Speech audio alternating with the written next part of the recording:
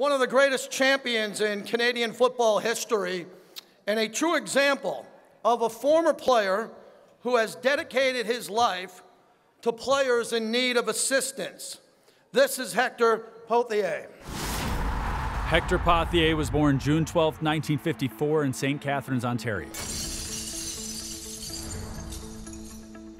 Hector spent his college football career between two universities, McGill and St. Mary's.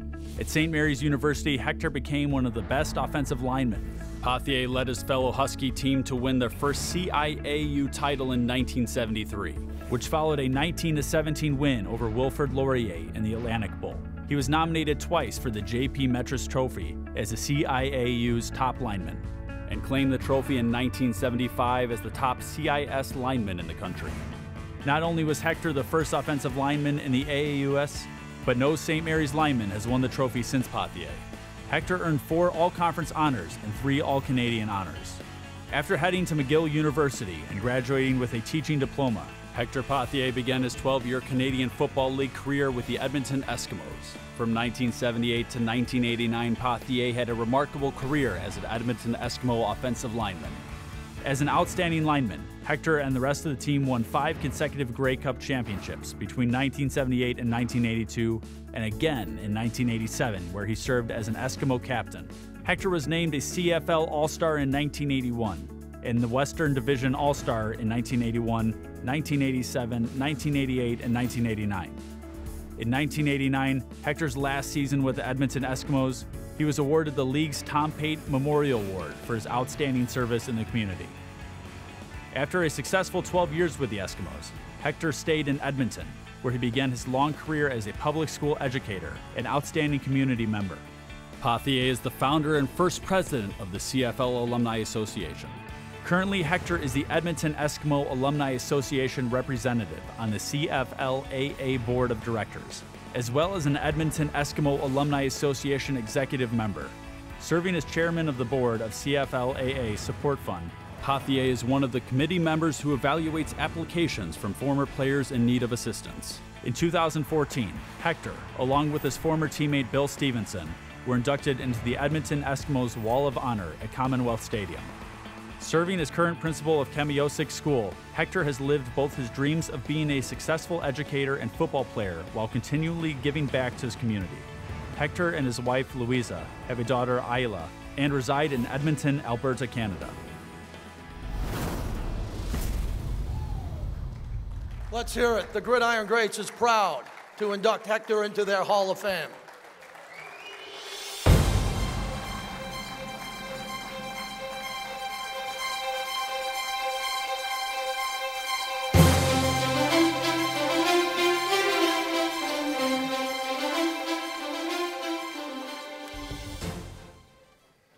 Good evening. I would like to congratulate the fellow inductees and those receiving the recognition for their work with the Gridiron Greats organization. Brian Urlacher, Steve McMichael, Charles Tillman, Randy Grimes, Phil Villapiano, Mike Pyle, Shannon Jordan, and the Adios Men's Golf Club Men of the Year. Congratulations and thank you for all the work you do to assist our alumni that are in need. And Tom Drussin, if you want to feel a brutal winter, come out to Edmonton in January. Like many of you, I grew up playing multiple sports from the time I was a toddler. I was active in hockey, basketball, lacrosse, baseball, racquetball, swimming, and of course, football. And football was my golden sport, and I say that because I was fortunate enough to have played with great players and coaches, and been fortunate to have won championships and competed for championships at the high school, university, and professional level. Through football, I gained tremendous skills, both physically, mentally, and socially. I grew up as a Catholic, drilled into our subconscious by the sisters in our elementary school, with the guilt of hell hanging over us, is the need to be responsible and to give back to society. A former inductee into the Gridiron Greats Hall of Fame and a coach of mine for my first 6 years in professional football, Hugh Campbell, a thinking man's coach, repeatedly reminding us of how fortunate we were to be adults participating in a sport that we all loved and being paid to play. He regularly had us participate and give back to our community, reminding us of our obligation to be responsible citizens. I'm a teacher and I've been a principal for the last 14 years of a small elementary school in Edmonton, Alberta. One of the cornerstone principles guiding Edmonton Public Schools is about equity. At my little school called Kamiosik, in a high-needs area in Edmonton, one of the key principles we try to have our students learn about concerns giving back to the community.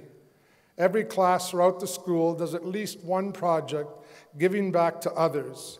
As well, we have several annual school-wide projects that raise several $1,000s every year to support various charities and initiatives, furthering the children's understanding that no matter how tough their circumstances you may face, there are always others that face harsher situations, either economically, physically, or politically. With this background, it was a natural fit that I would get involved with the Canadian Football League Alumni Association, which we began in 2008. I was the first president of the CFL Alumni Association, and our first executive director, Leo Blanchard, a previous inductee into the Gridiron Greats Hall of Fame, is present here tonight. One of the key foundations for starting up the CFL Alumni Association was to make a difference by assisting our alumni brothers that are struggling with financial challenges due to medical hardships. The Gridiron Greats Hall of Fame was used as a model for the CFL Alumni Association's development. When I left football after 12 years, I was fortunate to have a supportive wife, Louisa, who is here this evening, further support from friends and family, and I was blessed by God, given enough mental strength and stamina to transition from being a professional athlete to a regular guy looking for a second career. For many, without the supports that I was fortunate to have, that transition was and can be extremely difficult. We all have friends and alumni that still struggle with that transition, even 20 or 30 years later.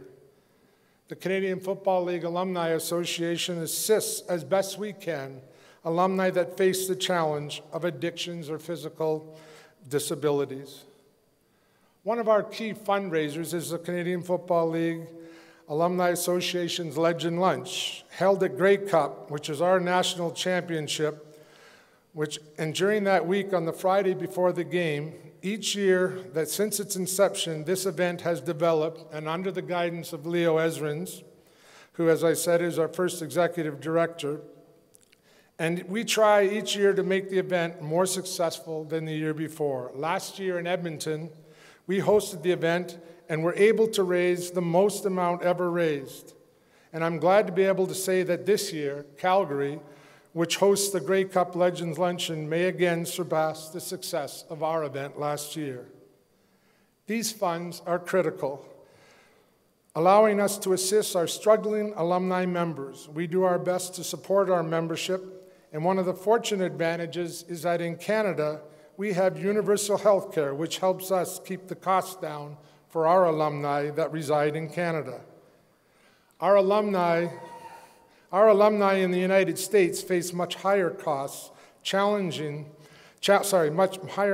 higher cost challenges, and while we do our best to assist as much as we are financially viable and able to do, these costs can be staggering. As a principal in Edmonton, I make more annually than I ever did as a football player. The cost of a ticket to this event tonight outstrips the costs we charge for our national championship, the Grey Cup game. And the annual TV income for one team in the NFL is greater than for all the income for TV for the 9 CFL teams in a year. I point this out only to clarify the financial differences that exist between the CFL Support Fund versus the many various NFL funds to support challenged alumni from the Gridiron Greats to the NFL Players Association and the NFL Alumni Association. This is the challenge we have in supporting our alumni from the U.S. Perhaps the organizations that support the NFL alumni would consider offering that support not only to the alumni that play in both the NFL and the CFL, but might also consider supporting American alumni of the CFL that may not have played in the NFL, but played most of their football careers as a child and in college and in the U.S. Just food for thought. I want to thank the board of the CFL Alumni Association and the Gridiron Greats Committee for honoring me with this induction into the Gridiron Greats Hall of Fame.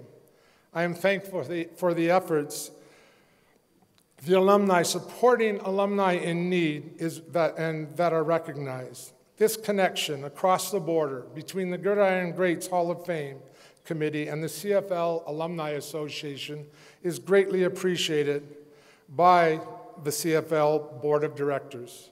It has enhanced and brought attention to the work being done by the CFL Alumni Association in support of its membership.